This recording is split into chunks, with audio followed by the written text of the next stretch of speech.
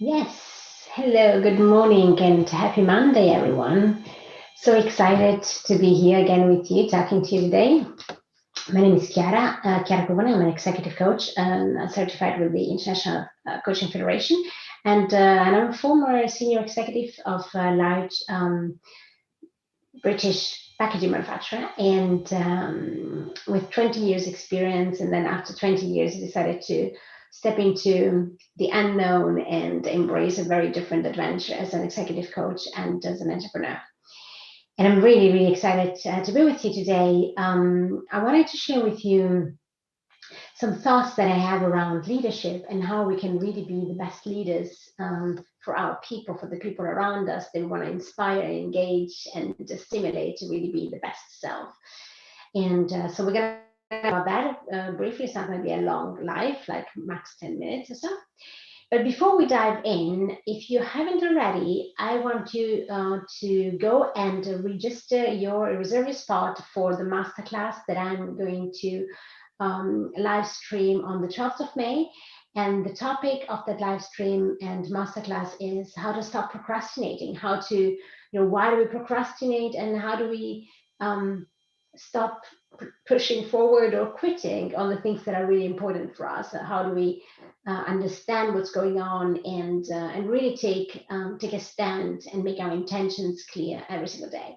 So it's really going to be an exciting, engaging masterclass.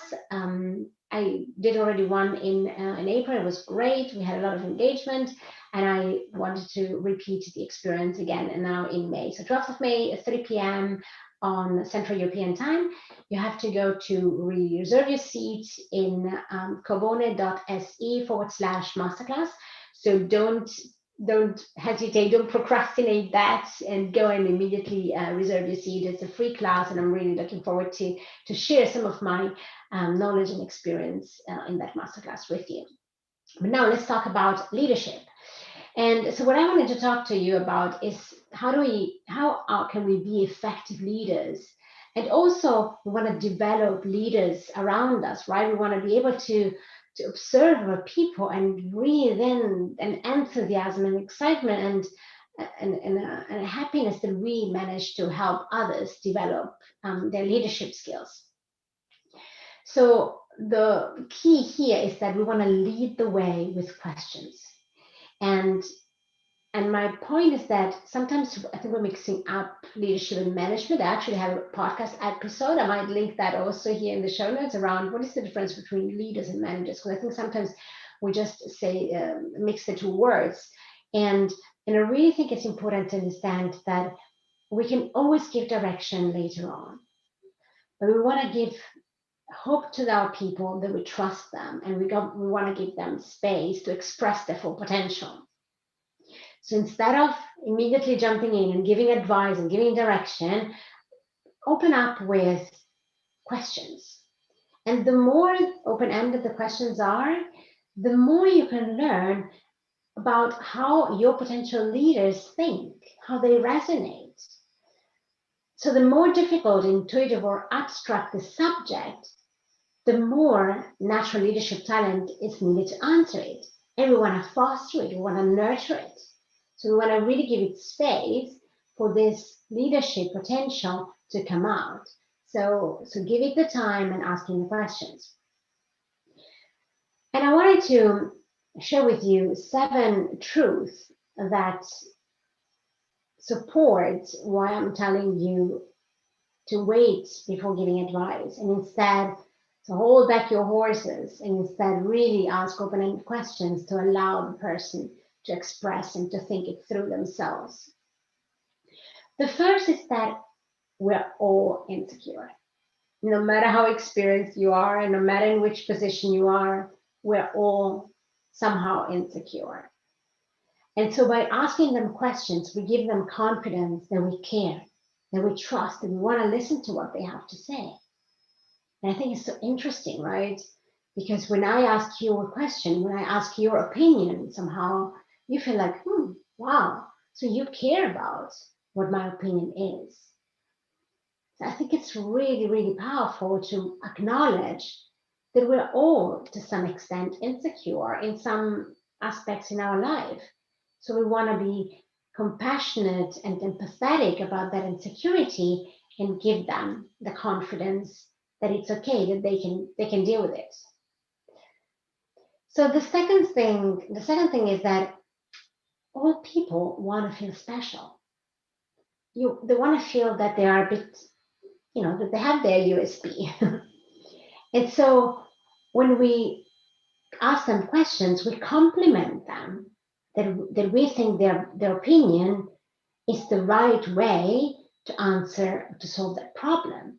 So we're complimenting them. You can also compliment them directly and really express that compliment, that uniqueness, call out that uniqueness that the person has. Showing me a newsletter. This was the subject of the newsletter that I sent out last week, right? How do we give confidence? So how do we give compliments? So how do we compliment? I got distracted because my dog wants to get out, right? The beauty of the life. Hold on a second, let me get her out.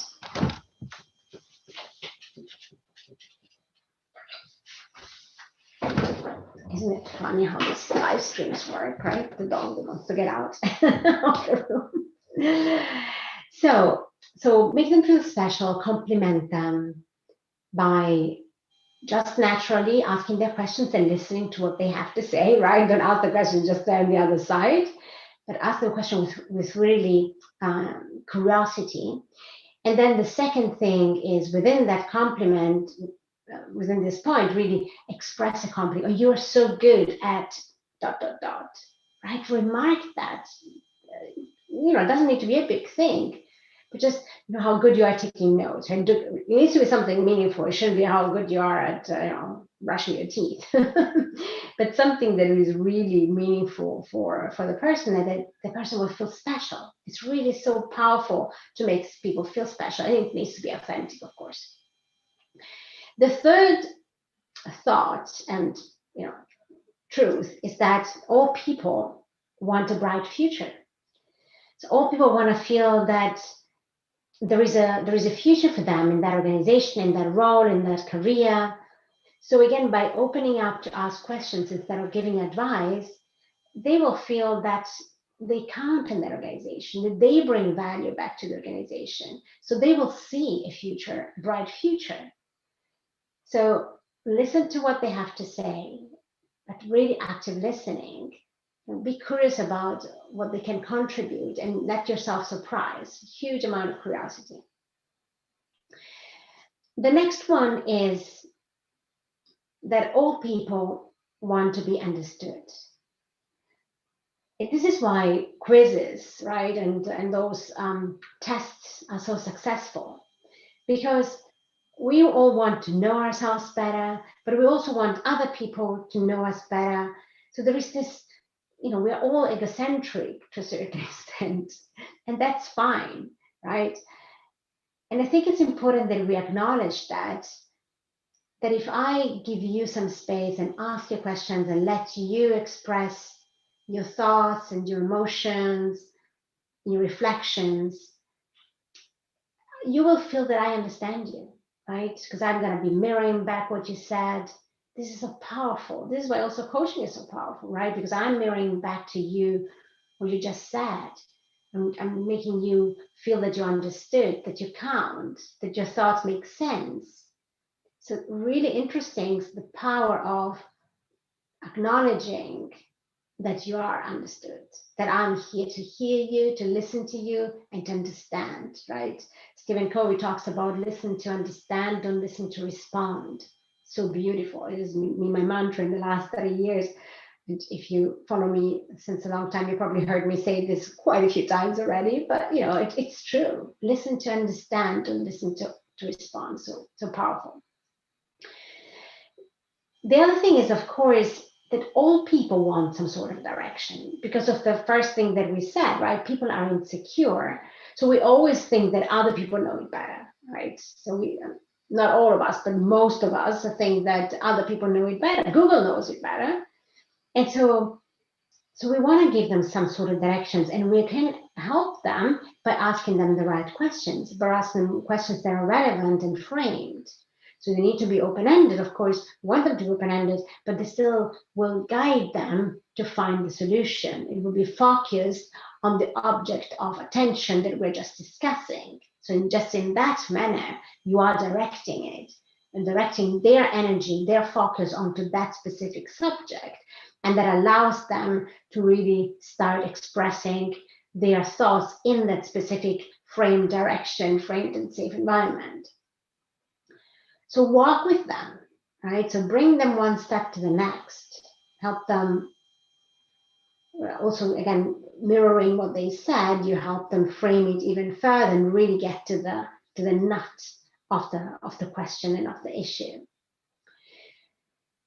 Another point, which is what I just mentioned also, is that everyone is selfish. We want to care about us, because the reason is also, there's nothing bad about that. I think selfish is such a, maybe is such a loaded word, but the point is that if we can't take care of ourselves, there's nothing we have to offer to other people. So if we are nothing, there is nothing to offer. So this is why it's so important that we take care of ourselves. And this is why sometimes cultures and expectations from other people mix up the order of attention. You want to take care of yourself. So you want to be speaking to your needs first. This is why also when you have, whatever training you've done in influencing skills or interrelationship, there is always the questions that you want to ask, what's in it for me? Because if there is nothing in for me, I'm not going to be motivated. I'm not going to be driven to contribute, really. There needs to be somehow a tangible or intangible return for myself. So again, by asking questions, I allow you to be at the center, not me. I'm not giving you, I want you to do this. No, I'm saying this is a situation. How would you deal with it? What are your ideas on that? What are your thoughts? So you feel that my opinion cares, so I can also steer this in a way that serves me. And often, whatever serves you will also serve the organization.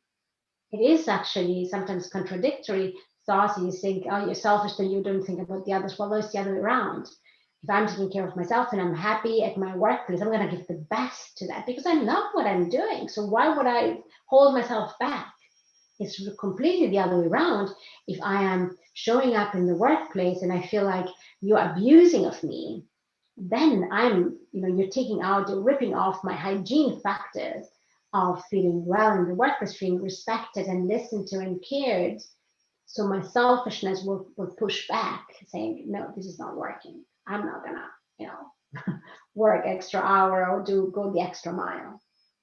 So selfishness is an absolute, really healthy trait that we want to be giving space. And the last one is that all people have emotional low points. We all have ups and downs. And I have been growing up with the idea that negative emotions are bad, and you shouldn't lean into that. You shouldn't understand. You should just really remove them as fast as possible. While in the last few years, I really started opening up to the understanding and the importance of all kinds of emotions. Life is about negative and positive emotions, and that is absolutely fine. It doesn't mean that you want to be reacting upon those negative emotions, but you want to understand. In the ACT terminology, you want to expand. You want to allow it to be there, understand what's going on, to be really compassionate, because all the emotions are the result of a thought. So you want to understand what is the thought that is triggering that emotion. And am I happy to entertain that thought, or I want to entertain some other thoughts that are maybe serving me better? But without denial, without beating ourselves up for having that negative emotion.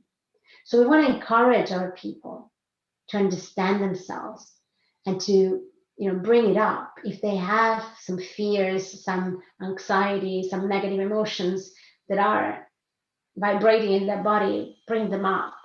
Encourage them to speak up. Give them a safe space. So those were my 7 thoughts around leadership and how we can help our people express their leadership and nurture their leadership potential. Just before we wrap up, don't forget to reserve your seat on the free masterclass on Stop Procrastinating. It's going to be on the 12th, on the Wednesday, 12th of May at 3 p.m. Central European Time. And it's going to be an hour long. And you got to reserve your seat by going to covone.se/masterclass. Covone is written COVONE.se. And